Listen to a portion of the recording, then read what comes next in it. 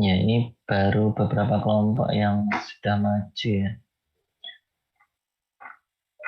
Kelompok 8 sepertinya belum pernah. Kelompok 7, silakan. Ini belum punya poin nilai kelompok ya untuk presentasi.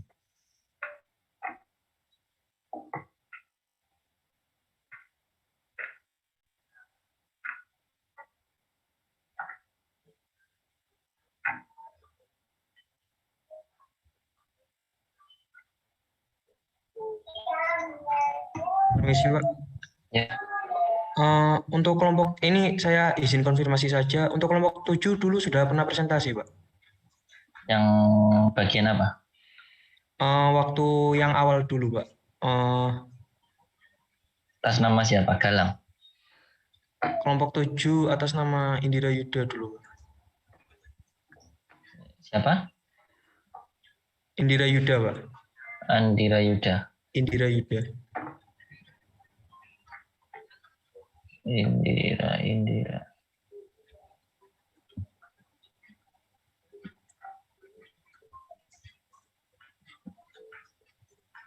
Indira Yuda kelompok 7 ya? Iya, Pak. Oh, saya salah di kelompok. Ini kelompok. Oke, sudah ya. Kelompok 8? Sudah pernah belum?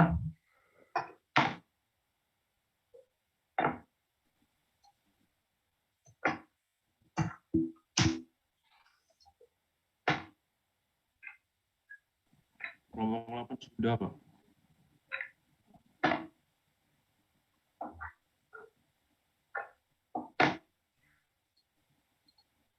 Atau silakan yang mau pengen dapat poin ya. Jadi siapa yang aktif nanti akan dapat poin besar di keaktifan dan nilai tugasnya ya.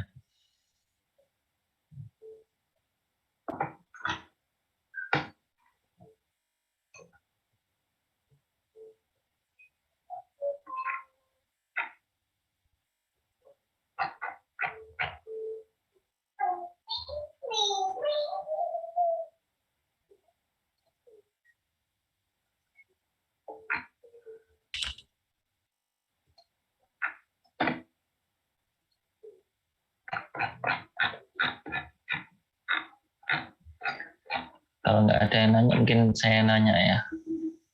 Satu-satu aja. Sebenarnya apa sih strain gauge itu? Ada yang bisa menjawab?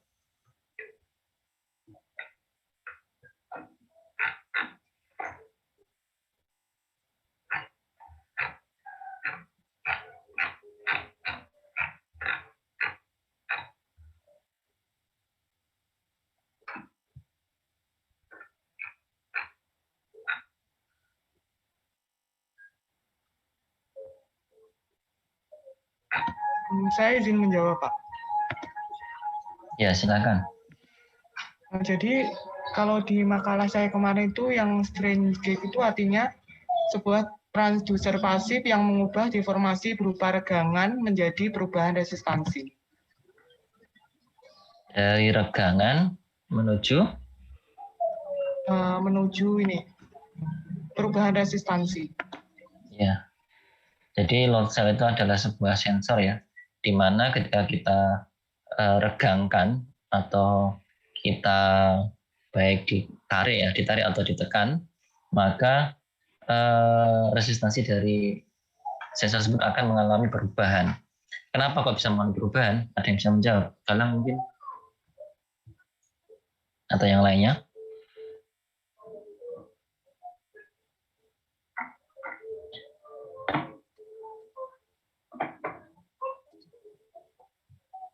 Kenapa kok sebuah material bisa mengalami perubahan resistansi? Kira-kira bagaimana? Ini mungkin hubungannya dengan material, kemudian dulu mungkin di SMA ya, sudah dibahas hambatan dalam sebuah material, bagaimana sifatnya, berhubungan dengan penampangnya, dan sebagainya ya.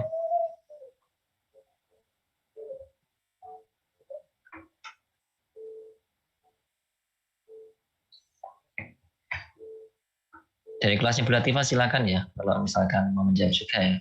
Tadi sudah saya share untuk videonya ya, videonya mungkin bisa sebagian sudah menyimak video tanya tentang load cell ya. Mungkin punya jawaban, silahkan juga ya.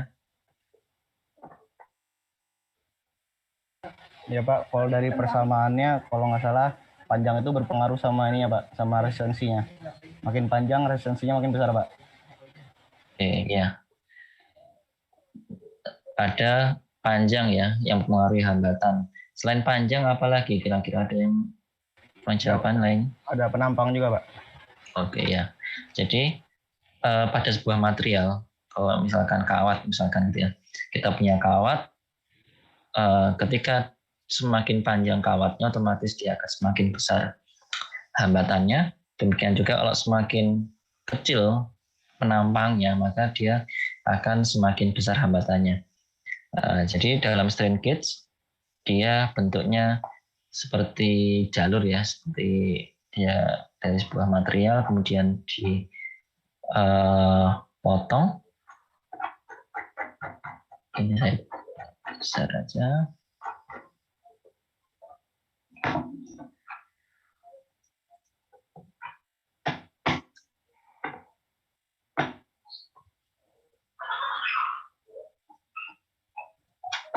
Oke, jadi ini adalah bentuk dari strain gauge. Jadi ini adalah normalnya. Jadi sebelum ditekan atau ditarik ya. Jadi ketika posisi seperti ini maka dia punya nilai hambatan tertentu. Ketika dia ditarik maka kalau kita totalkan panjang dari lintasan ini ya, jadi rangkaian ini, jadi dia kan bentuknya dari sini kemudian dia di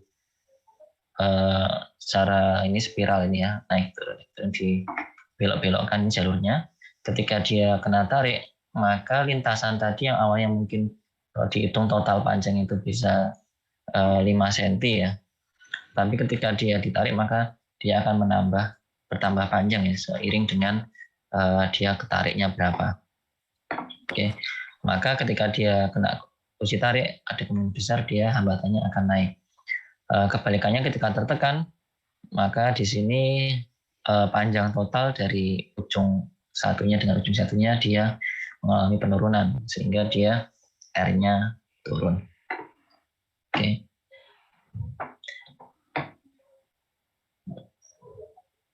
Nah, di sini juga sama ya, ketika misalkan dia tertekan, di sini juga ketika semakin memendek sekaligus juga secara diameternya juga atau lintasannya juga penamanya juga besar dan dia tertekan ya. Ini persamaannya adalah R sama dengan rho dikali L per A. Oke, dalam penerapannya di sini pada umumnya sensor kita membutuhkan tegangan, output berupa tegangan. Nah, untuk menghasilkan tegangan pada load cell kita merangkainya ke dalam sebuah rangkaian dinamakan Wheatstone bridge.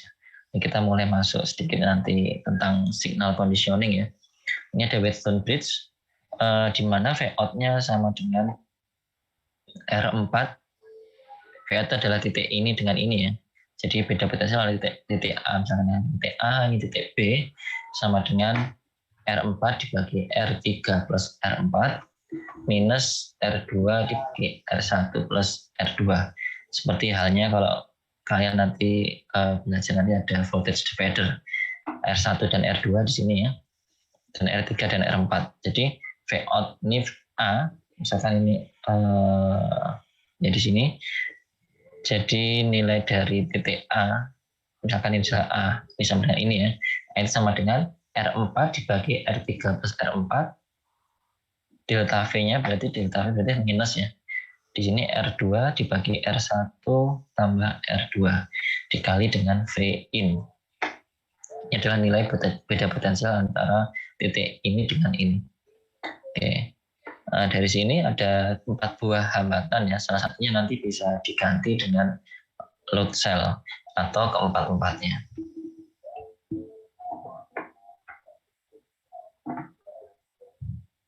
Misalkan di sini kalau V-in-nya ini 5 volt atau V1 dari 5 volt, ketika misalkan di sini R1, R2, R3-nya sama semuanya, maka delta V-nya akan sama dengan 0.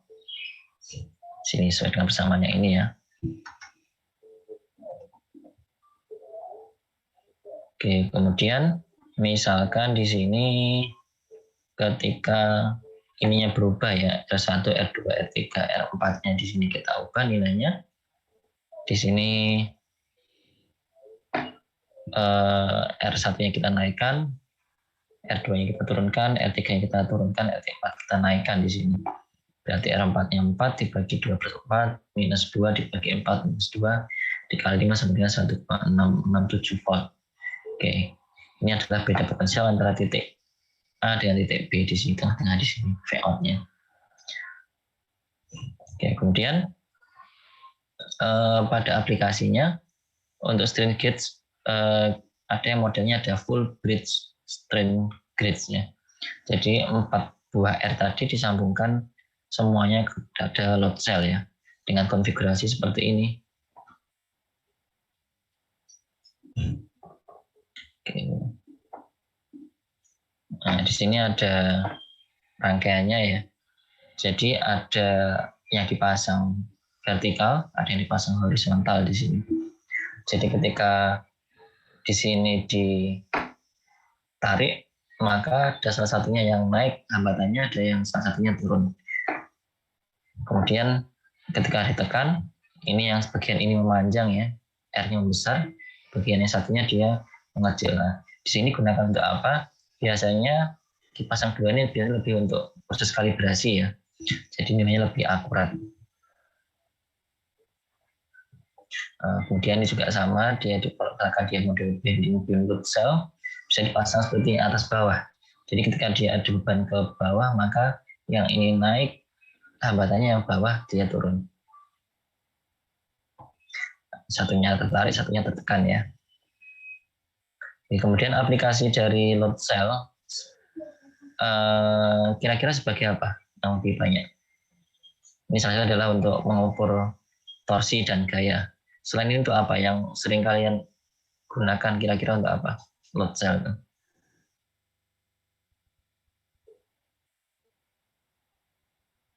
Mungkin ada di rumah kalian.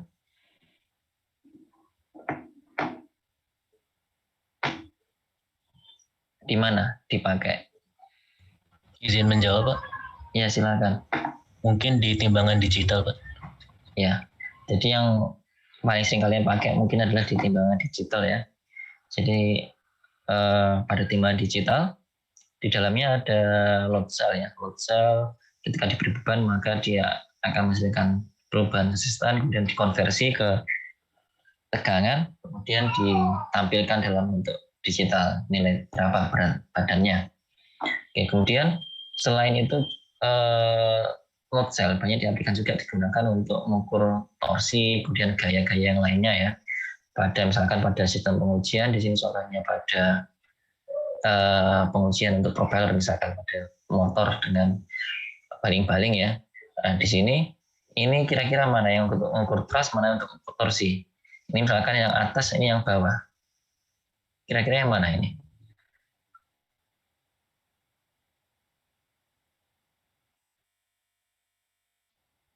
Yang bawah ini untuk apa? Ada yang bisa jawab?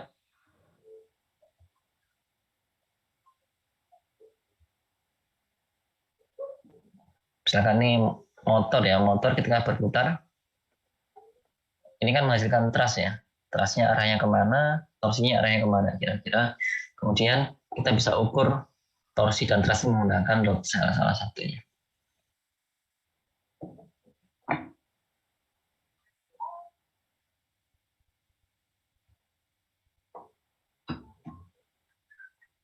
Anugerah bisa menjawab?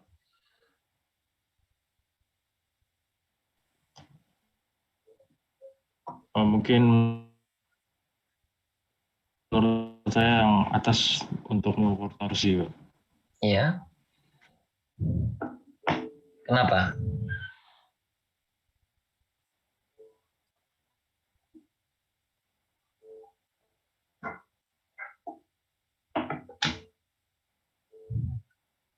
Ya, kenapa alasannya kira-kira?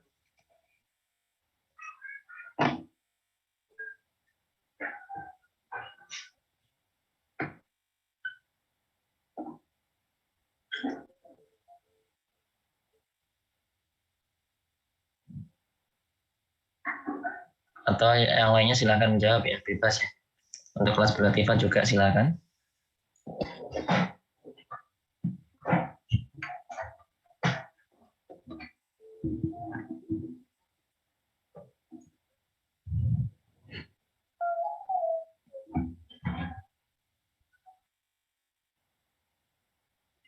Diozata.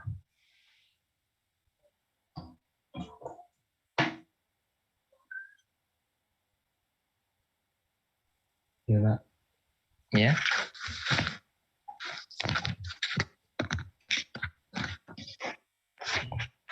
Halo. Ya, sudah kedengeran Diozata. Oh, iya.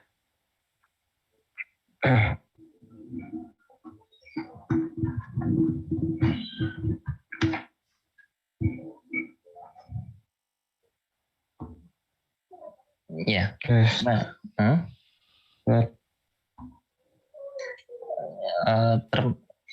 di-unmute dulu ya.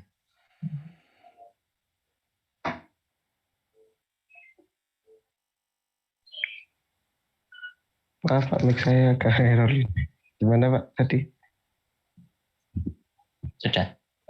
Ya, mana yang digunakan untuk mengukur thrust, mana yang digunakan untuk mengukur torsi? Yang untuk mengukur thrust itu yang sebelah kanan Pak. Yang kanan, yang ini. Iya. Iya. Kenapa? Karena yang paling dekat paling itu mengukur untuk kecepatannya Pak. Thrust itu apa? Thrust itu adalah gaya dorong ya. Oh, Gaya dorong dari baling-baling.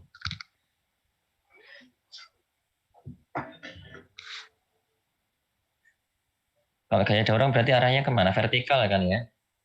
Iya. Berarti yang mana nih pakai load cell-nya?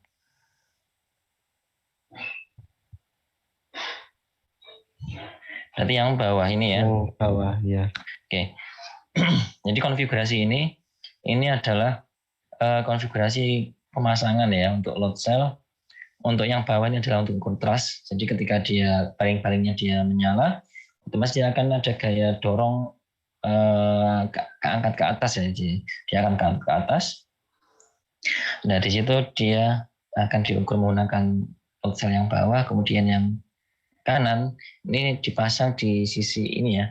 Jadi ketika dia akan mengukur torsi ya, karena ketika dia berputar dia pasti akan ada seperti gaya torsinya juga ya, akibat putaran memutar itu besarnya juga diukur dengan yang sebelah kanan ini.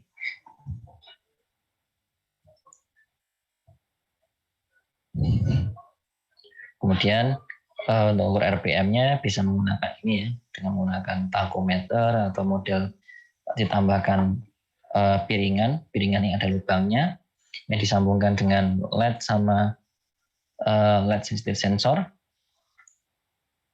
Nah ini adalah contohnya ya. Ini ada dinamakan untuk mengukur thrust itu sama torsi namanya dinamometer.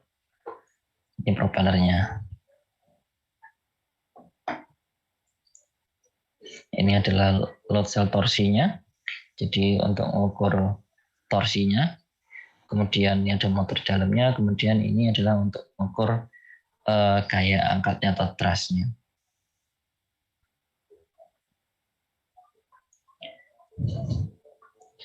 Oke, ini adalah kalibrasinya.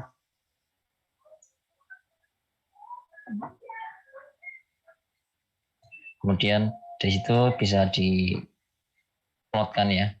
Ini adalah putarannya, kemudian ini adalah torsinya. Jadi dari misalkan ini adalah tipe baling-balingnya. Jadi pada yang suka hobi biasanya akan muncul hasil tes misalkan dengan baling-baling tipenya APC 7x8. Ini theoretical result-nya ya, yang bulat.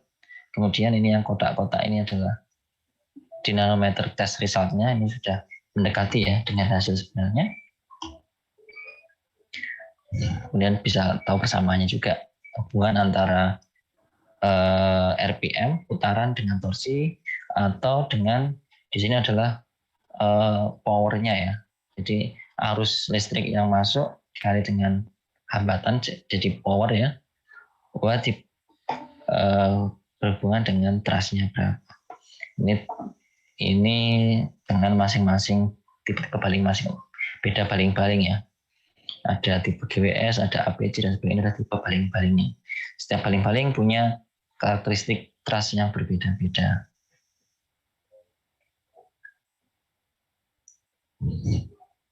Oke. Ini tentang dinamo load cell ya. Nanti untuk signal conditioning kita bahas pertemuan selanjutnya lebih jelasnya ya. Bagaimana menghitung weight zone bridge ini, kemudian outputnya bagaimana, konfigurasinya bagaimana, nih kita bahas pertemuan selanjutnya. Oke, kemudian satu lagi,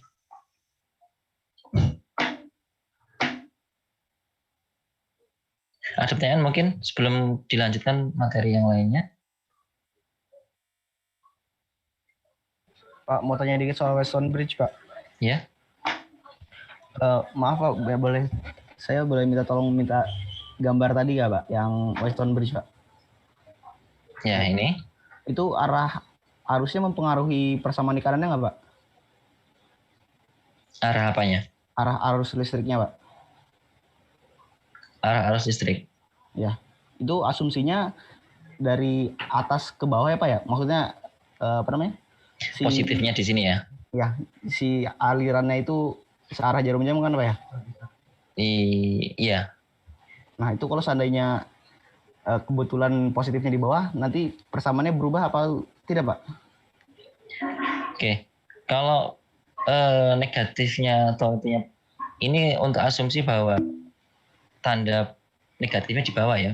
Jadi Ya, V-in, jadi biasanya kan untuk voltage divider yang saya gambarkan. Jadi adalah mengikuti bersamaan voltage divider.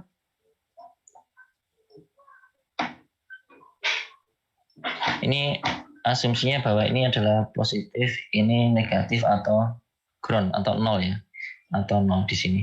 Jadi di sini dianggapnya adalah nol, ini adalah tegangan positifnya plus. Jadi biasanya untuk mencari titik ini kan, ini kalau saya bongkar bisa jadi seperti ini ya. Ada dua buah R, ini adalah kita cari, ini ada V positif, ini nol atau groundnya. Kemudian ini adalah kita cari V out-nya di sini. Nah, ini ada R1 misalkan, ini ada R2.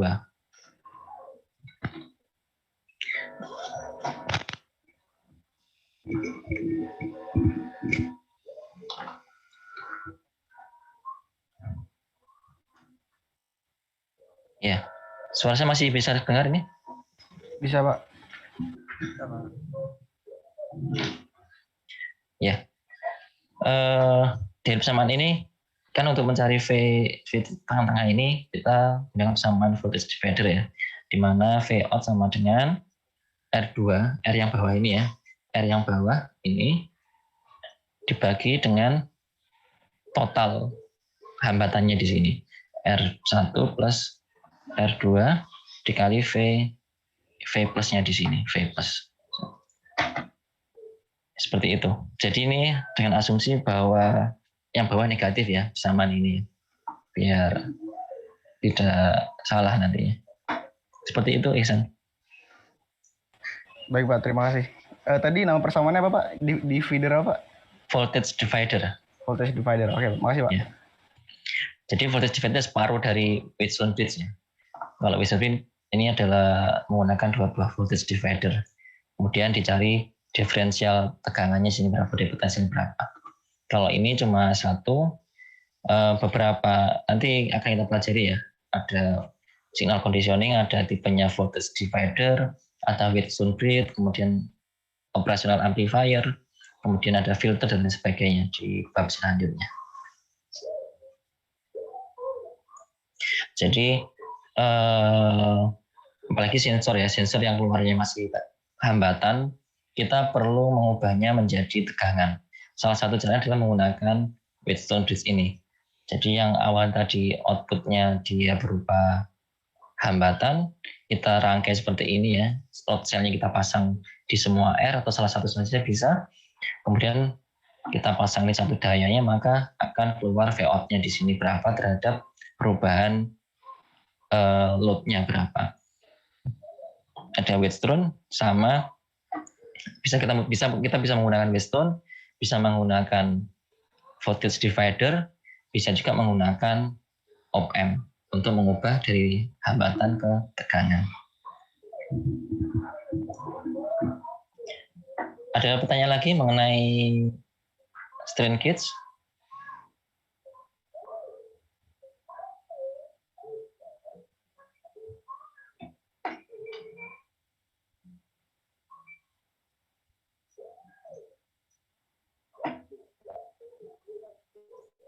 Kalau tidak ada, kita bisa lanjutkan. Untuk kelas Bilativa yang ini sudah dijelaskan ya tentang indikator, sensor macam-macam, sensor tekanan dan sebagainya. Ya, Pak. Sudah. Sudah pernah di ini sebelum libur itu, Pak. Oke. Ya. Jadi untuk kelas saya nanti bisa dibaca-baca di sini. Selain sensor temperatur kemarin kita sudah bahas, ini banyak sensor posisi kemarin juga. Sebelum temperatur ada sensor posisi, kemudian ada sensor temperatur, kemudian ada lokal indikator. Di sini ada apa itu lokal indikator? Ini adalah peralatan sensor yang biasanya ditempatkan di lapangan ya, atau dipasang langsung di sistem pipa atau di boiler, di drumnya dan sebagainya. Jadi nempel di sistemnya langsung di lapangan. Di sini ada beberapa jenis, ada pressure gauge, ada level gauge, ada differential pressure gauge (DP) ya, kemudian ada flow gauge atau flow sensor, ada temperatur gauge. Ini sensor tekanan. Ini prinsipnya ada yang menggunakan Bourdon tube dan sebagainya.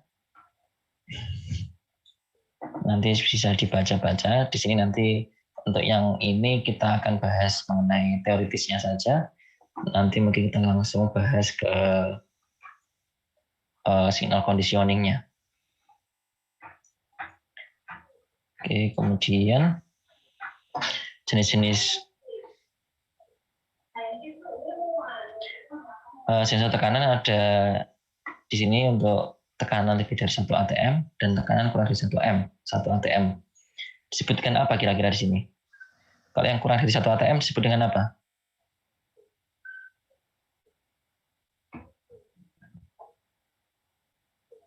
Nama lainnya apa kira-kira? Kurang dari 1 atm. Gauge itu apa ya? Gauge tulisan gauge itu, Pak? Bukan. Kalau tekanan lebih dari kurang dari tekanan atmosfer apa disebutnya?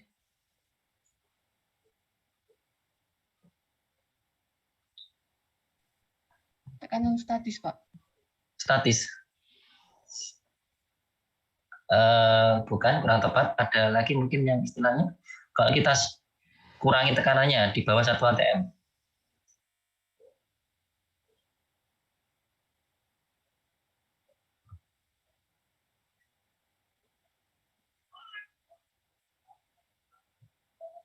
Ini apa ya contohnya?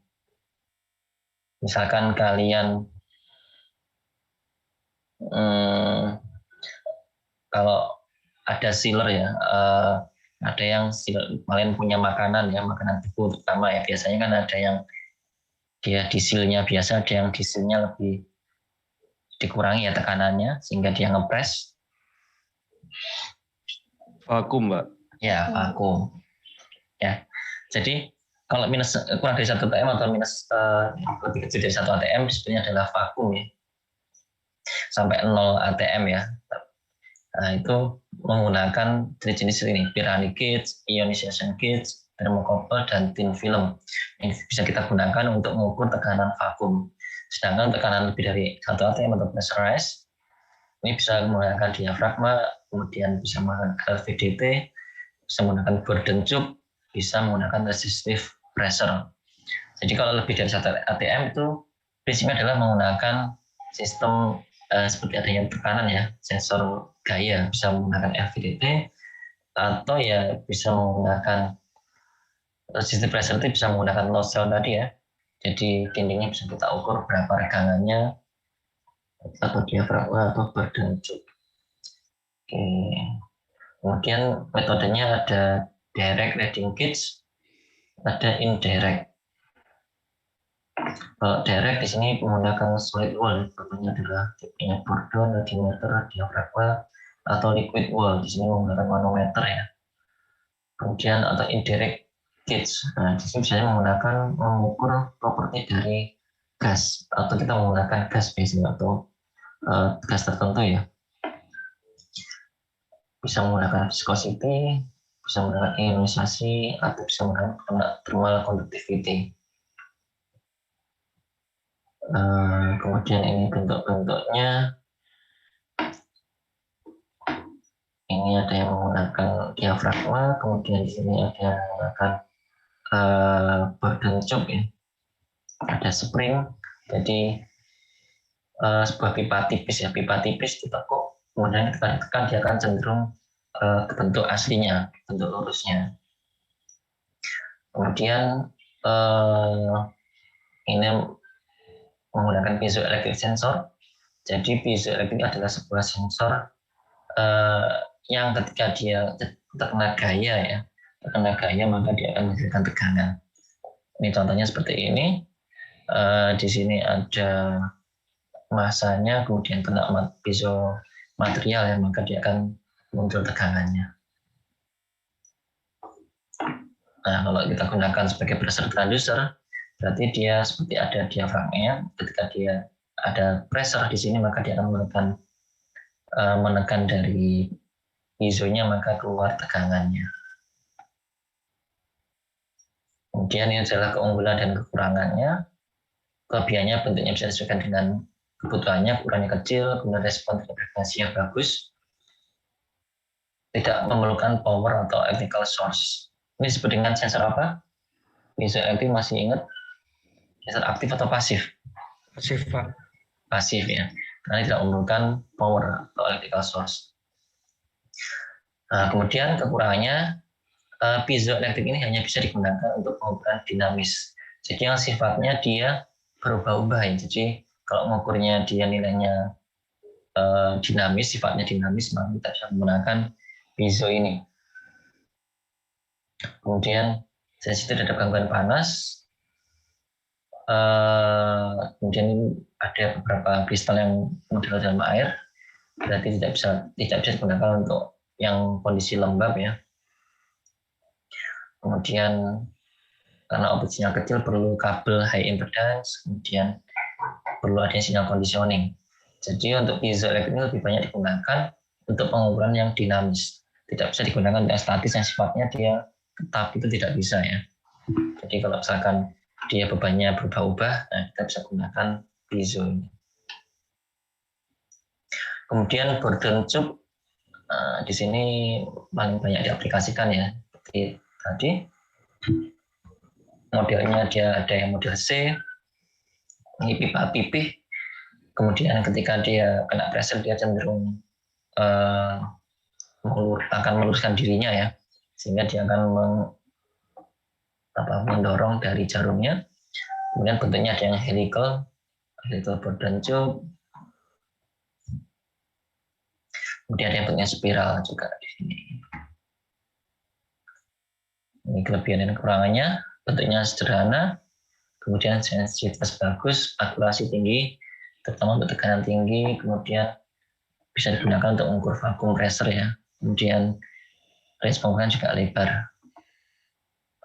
Kemudian di sini kekurangannya, spring gradient yang rendah, tidak digunakan untuk pengukuran dan tekanan rendah. Kemudian ini tipe materialnya ya. Ada menggunakan phosphorus bronze, menggunakan beryllium copper, dan stainless dan sebagainya. Masing-masing punya kekurangan dan kelebihan. Oke, kemudian ada yang menggunakan LVDT. Jadi LVDT ini selain digunakan untuk mengukur posisi ya, juga digunakan untuk mengukur dari tekanan ya. Bagaimana caranya? ini LVDT-nya di awal sudah kita pernah sempat bahas ya sekilas LVDT. Jadi LVDT di sini ada core, kemudian di sini ada beberapa kumparan ya. Ada kumparan primer, ada kumparan sekunder. Ketika core-nya ini bergeser karena dia punya magnet, maka akan mempengaruhi coil atau kumparan di sekelilingnya ya, sehingga bisa keluar tegangan. Oke. Nah, di sini tadi dipasang contoh pemasangannya lebih sama dengan yang piezo tadi ya. Jadi posisinya di sini. Misalkan ketika dia ada applied pressure, dia ada pegas, kemudian dia ada core-nya ya. Ketika core-nya bergeser, maka dia akan muncul ya berapa kira-kira pressure-nya. Nanti akan dikalibrasi. Kemudian ada yang linear, ada yang rotary LVDT. Nah, ini bentuknya ada bentuk tertentu ya. Kemudian dia bisa berputar di sini. Kalau misalkan dia posisinya tertentu, maka nilai dari masing-masing kumparan akan menunjukkan nilai tertentu, sehingga kita bisa tahu berapa posisinya.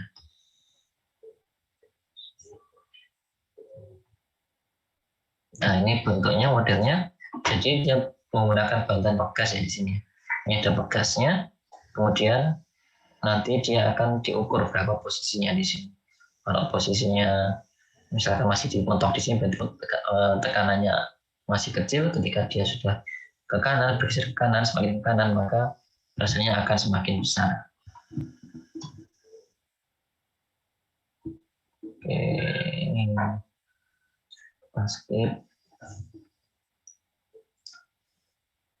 Kelebihan dari LVDT adalah sensitif ya, kemudian handal, responnya cepat, kesinannya rendah, resolusinya tinggi, kemudian mampu berresolusi yang tinggi, bisa maksimum 148 derajat Celcius ya. Pengukurannya lebar ya, bisa 1,5 sampai 250 mili. Ini pergeserannya tadi ya, bisa lebar. Kemudian histerisnya rendah dan repeatability-nya bagus. Nah, ini prosesnya yang kompleks ya. Kemudian ada mekanisme expansion akibat lilitan dan core-nya, efek temperatur dan sebagainya. Kemudian ada strain gauge pressure sensor. Jadi strain gauge tadi sering digunakan untuk mengukur beban ya, atau timbangan. Bisa juga digunakan untuk mengukur pressure ya. Ya prinsipnya kurang lebih sama ya dengan yang tadi. Jadi di sini ada membrannya, kemudian dibuat dengan sebuah metal ya. Maka metal ini ketika kena load ya, karena membrannya tertekan ya, itu pasti akan mengalami perubahan hambatan ya di sini.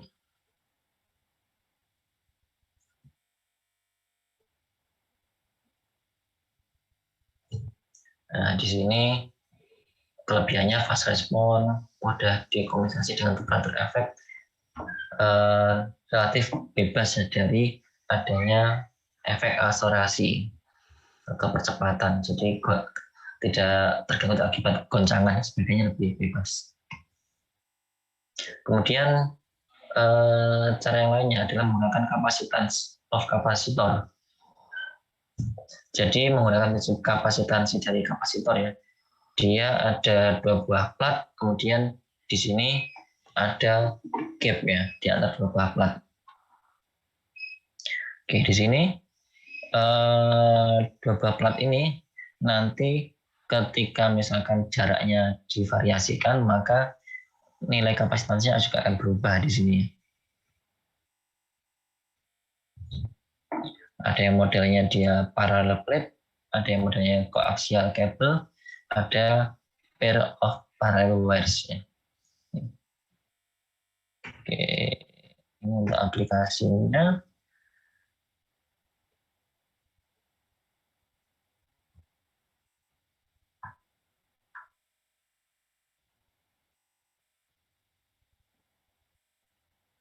Jadi di sini, oke, jadi ada beberapa plat ya. Ini di dual platnya, kemudian dia dirakit jadi satu. Nah, ketika misalkan di sini dia ditarik ke kanan dan ke kiri ya, otomatis luas area yang saling berhadapan akan semakin kecil ya. Ketika dia full masuk ke dalam, otomatis dia semakin besar. Prinsipnya seperti ini. Nah, di sini dia ada diafragmanya. Oke, misalnya di sini ada diafragmanya. Ketika misalkan di sini tertekan, maka dia akan lebih dekat dengan elektrode yang sebelahnya ya, sehingga karena jaraknya semakin dekat maka nilai kapasitasnya akan berubah. Nah, ini kelebihannya adalah low hysteresis, kemudian linearity-nya bagus, stabilitasnya bagus, dan frekuensi responnya juga bagus. Oke, kemudian tadi ada yang pressure gauge biasa, ada yang differential pressure gauge.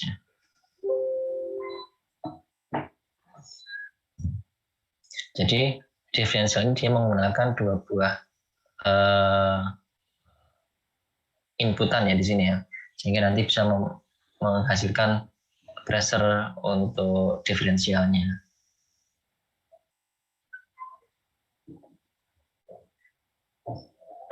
Jadi di sini ada high pressure-nya ya, high pressure-nya sama low pressure port-nya. Untuk kalibrasinya ya, di sini misalkan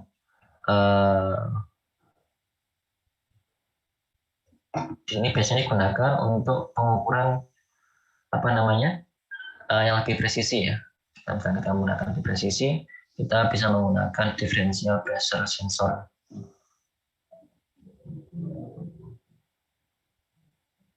Oke, kemudian aksesoris untuk sensor. Nah, di sini ada pigtail atau coil pipe. Nah, di sini biasanya dibuat lengkungan seperti ini ya. Di sini untuk sebagai trap ya. Kalau misalkan ada uap dan sebagainya, dia tidak langsung menuju ke peralatan, tetapi dia terjebak di kumparannya di sini. Nah, kemudian ada flow measurement. Oke. Untuk flow, di sini ada yang kontak langsung, ada non kontak. Kalau kontak langsung bisa menggunakan orifice flow, ada yang menggunakan turbine flow meter, ada venturi flow meter, ada Coriolis flow meter. Sedangkan non kontak bisa menggunakan ultrasonic ya, gelombang ultrasonic. Di sini ada Doppler meter, ada time to travel meter di sini. Nah, untuk yang kontak langsung, ini kita menggunakan hukum dasar Bernoulli bersama Bernoulli. Jadi misalkan kita punya penampang A1 dan penampang A2, maka di sini akan terjadi perbedaan kecepatan ya di penampang A1 dan penampang A2, sehingga nanti kita bisa tahu differential pressure-nya berapa.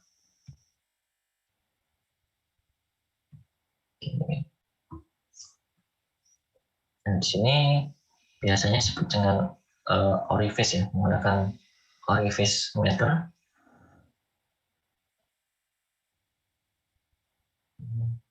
Nah, di sini. Jadi pemasangannya adalah kita bisa mengukur ya. Ini antara titik yang di depan dan setelah diberikan orifice.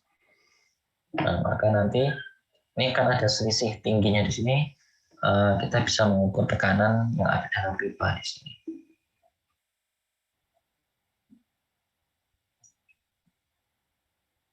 Oke, ini saya skip banyak teorinya.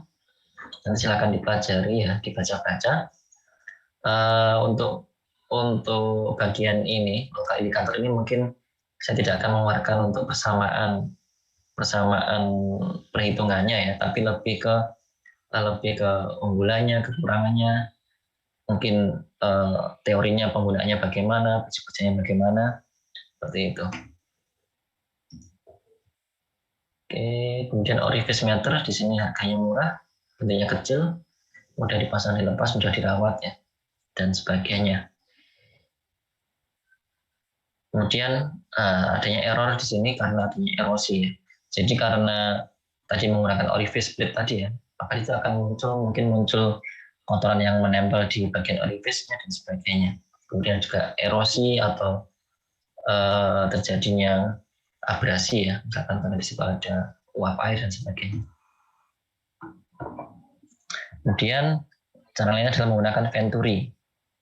Kalau orifice tadi seperti plat saja ya, dicekik gitu. Kemudian kalau venturi modelnya seperti ini, tabung venturi, atau modelnya seperti ini, dipasangnya seperti ini. Nah, ini kelebihannya adalah kerugian energinya kecil, karena penurunan tekanan di titik venturinya lebih kecil, lebih smooth ya. Dapat digunakan untuk ukuran horizontal maupun vertikal, range pengumpulannya besar, kemudian very high pressure recovery, efisiensinya sampai 90%. Nah, kelebihannya adalah harganya mahal. Kemudian ada yang menggunakan tipenya nozzle meter ya. Kalau nozzle dia modelnya seperti ini. Jadi untuk lubang pengukurannya ini P1 di sini, P2-nya di setelah nozzle di sini.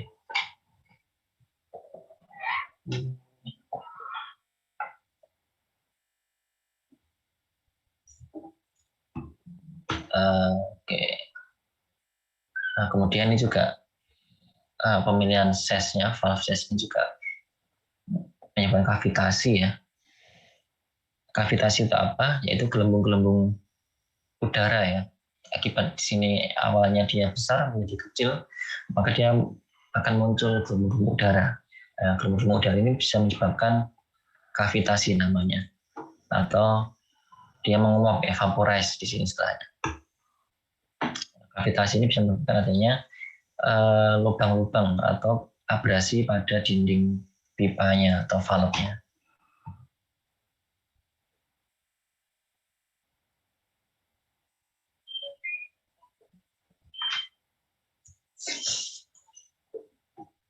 Nah, kemudian ini adalah pengukuran tadi. Di sini ada DP transistor signal ya, diffuser pressure. Di sini berarti ada high pressure-nya, kemudian satunya low level sampai dengan atmosfer ya, disebut dengan pressure gauge. Kalau misalkan kita menggunakan differential pressure tadi ya. Jadi kalau acuannya ada atmosfer, maka di sini pressure gauge.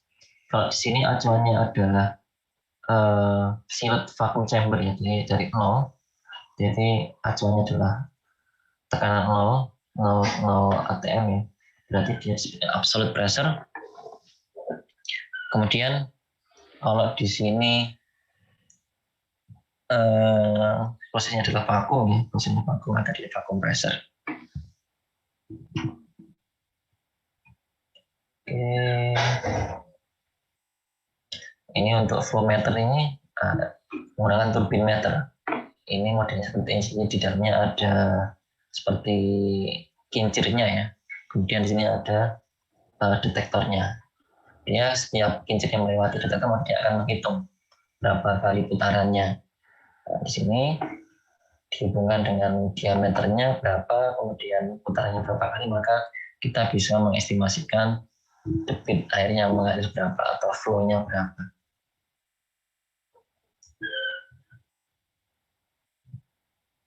Ini kira-kira diaplikasi di mana? Ada yang saya tahu mungkin turbine flow meter di mana?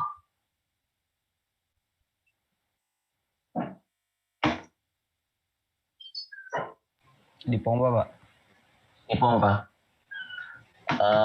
Pompa itu lebih ke impellernya ya. Tapi ini kalau untuk diukur di mana? Yang ada alat ukurnya di mana? Kalau kalian punya instalasi air di rumah,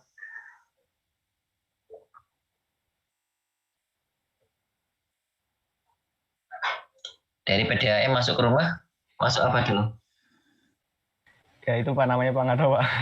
Meteran air itu ya? Oh iya itu Pak. Ya, Meteran air Pak. di meteran air PDAM itu ya. Nah, itu di dalamnya biasanya menggunakan tipenya tipe propeller ya atau turbin ya. Jadi dia akan berputar, kemudian memutar si meteran airnya berapa gitu ya.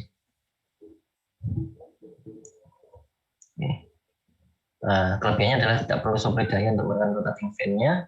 Jadi makanya kalau misalkan di PDAM itu kan nggak perlu power supply ya, dia secara manual dia akan memutar dari turbin flow-nya itu, dia memutar angka-angka yang ada di meteran sehingga dia langsung mengukur berapa kira-kira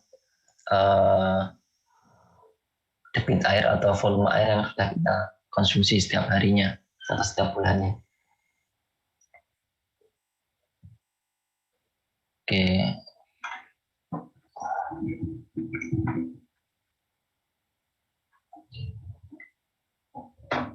Kemudian ada electromagnetic flow meter. Nah, di sini dengan menggunakan magnetic coil, kemudian di dalamnya ada cairan ya.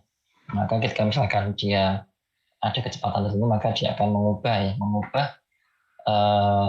berapa medan magnet yang terpancarkan ya ke coil satunya. Nah, ini kerugiannya, ini hanya untuk liquid, kemudian kalau ada gas yang di dalam airan bisa mempengaruhi pengaturannya ya. Kemudian ada batasan minimal electrical conductivity material dari cairannya, ini perlu diketahui juga. Kemudian ini adalah flow meter yang tanpa sentuhan langsung ya, yaitu menggunakan Doppler effect ya atau sinyal ultrasonik. Jadi di sini ini Doppler flow meter. Jadi kita bisa menggunakan sinyal ultrasonik untuk mengukur dari fluida yang mengalir di dalam cairan ya, di dalam pipa, biasanya dalam pipa. Jadi ketika misalkan ada 2 buah receiver ya, ada sumber untuk menghasilkan sinyal ultrasonik, kemudian ada receivernya. Ini contohnya. Jadi dia dipancarkan, kemudian karena dia ada aliran, maka gelombang suara tadi akan butuh waktu tertentu ya. Kalau misalkan dia semakin cepat cairannya, maka otomatis gelombang suara tadi akan terbawa lebih jauh ya, sehingga waktunya juga berbeda. Oke, di sini kelebihannya adalah portable, kemudian ukurannya mahal, kemudian akurasinya kurang baik di sini. Jadi karena tadi ya pengukurannya tidak langsung, jadi akurasinya kadang kurang baik. Tergantung pada misalkan di situ apakah ada gelombang udara dan sebagainya, sehingga mempengaruhi pengukuran. Kemudian transit time flow meter. Jadi di sini ada 2 buah transducer ya, ada transducer 1 dan transducer 2. Nah, di sini nanti akan dibandingkan berapa transmisi time-nya antara kedua transducer ya. Semakin besar delay-nya atau semakin cepat, di situ mungkin akan mempengaruhi atau perhitungannya berapa. Misalkan kalau di sini pengirimannya dari sini ya, misalnya airnya ke sana, kalau semakin cepat nyampe-nya berarti dia semakin cepat alirannya, karena di sini kan awalnya ke sini dia langsung ke bawah ke sana ya, semakin cepat. Kemudian sudut sensor T1 dan T2 tidak boleh 90 derajat di sini ya, karena di sini nanti berhubungan dengan dia terbawa, gelombangnya terbawa ke sana ya. Kalau misalkan 90 derajat mungkin akan loss ya di sini ya.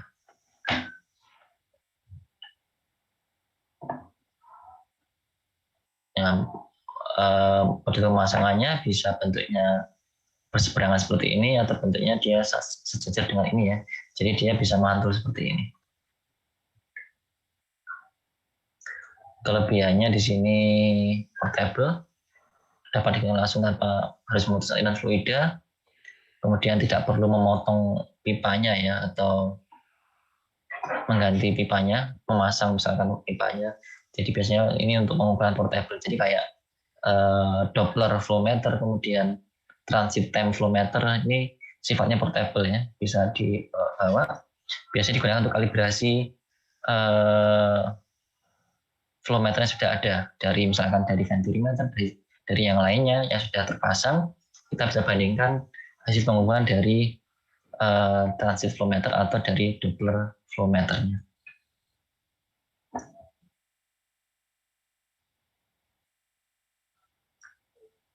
Kemudian ini ada airflow measurement, menggunakan perbandingannya masing-masing ya di sini ya. Ada venturi, airfoil, previs plate dan sebagainya. Kemudian yang terakhir ini ada level sensor ya. Ada yang sifatnya menggunakan kaca. Di sini langsung kelihatan ya kacanya berapa levelnya.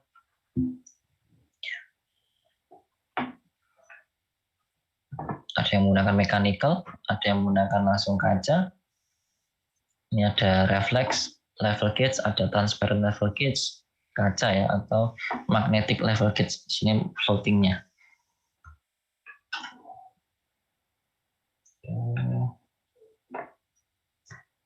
Atau bisa juga menggunakan differential pressure sensor ya.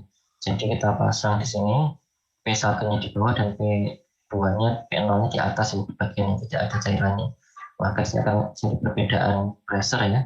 Sehingga kita kira-kira bisa mengetahui berapa sih level fluida yang ada di sini.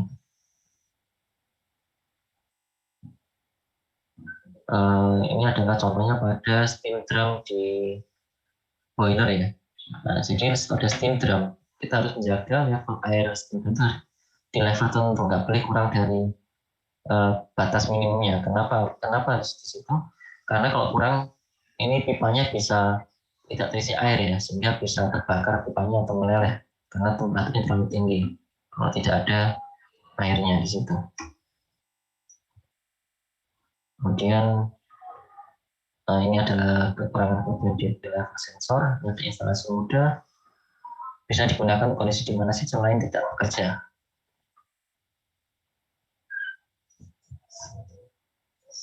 Kemudian satuannya ini bisa dalam bentuk milimeter H2O ya. Ini ada konversinya antara tekanan dengan density ya.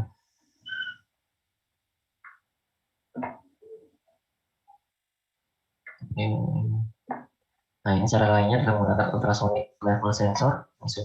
Sensor ultrasonic, dia prinsipnya adalah mengukur jarak ya, jarak antara permukaan air dengan sensornya di sini. Jadi kalau dia jarak semakin jauh, berarti dia semakin habis di sini. Bisa menggunakan yang model satu sini satu buah, dia transmitter dan receiver jadi satu, atau yang modelnya terpisah, ada emitter dan receiver jadi dua terpisah.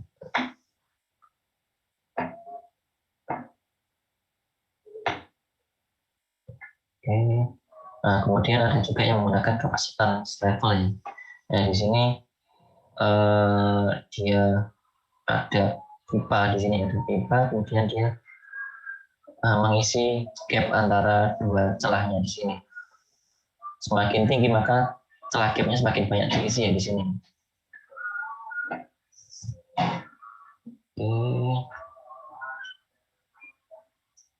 Oke, ini adalah ya beberapa contoh ya. Level sensor, kemudian pressure sensor, kemudian ada flow meter sensor. Sampai sini ada pertanyaan? Macam-macam sensor yang ada di lapangan atau field ya.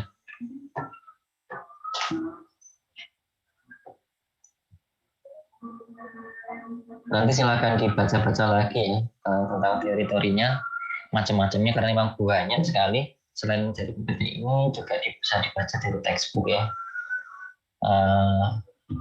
Nanti selanjutnya kita bahas mengenai signal conditioning ya, yaitu proses untuk mengubah sinyal output dari sensor ke sinyal yang sesuai dengan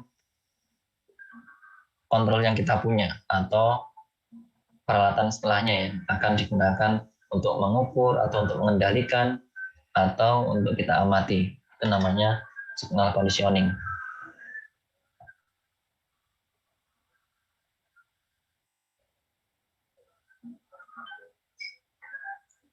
Ada yang ditanyakan mengenai macam-macam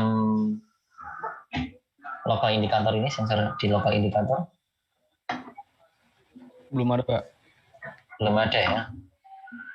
Oke, kalau tidak ada, sekarang sebentar, mungkin bisa saya cukupkan untuk pertemuan hari ini.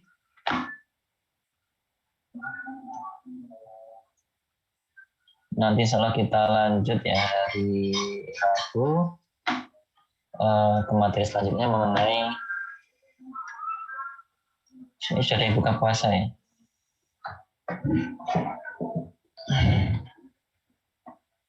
Ya, karena sudah jam 7:09 ya, siap-siap buka puasa. Untuk hari ini kita bisa akhiri dulu sekian ya. Kalau ada pertanyaan nanti kita silakan ditanyakan di pertemuan selanjutnya ya hari Rabu. Untuk hari ini saya cukupkan dulu sekian. Assalamualaikum warahmatullahi wabarakatuh. Waalaikumsalam. Waalaikumsalam. Terima kasih banyak Pak.